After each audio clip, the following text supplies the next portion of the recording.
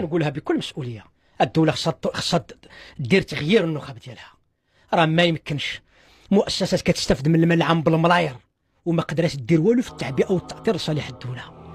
التلفازه خصها تغير، المدراء العامون خصهم يتغيروا، الكتاب العامون خصهم يتغيروا، السفراء والقناصل خصهم يتغيروا، لان كأن النخبه القليله هي اللي كتخدم مع الدوله.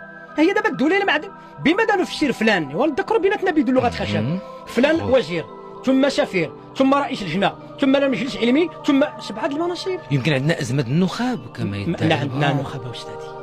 علينا ان نمكن النخب المركونه الى الظل، علينا ان نفتح الدوله لجميع المغاربه حتى لا تكون في خدمه اقليه تسيء لها نفسها. هو اللي كيوقع الان، كان الناس ديال الدوله قلال يحسبون على رؤوس الاصابع والشعب كبير. ولات الدوله مغلوبه رغم انها كتدافع، مغلوبه في التحليل الجيوستراتيجي والجيوامني.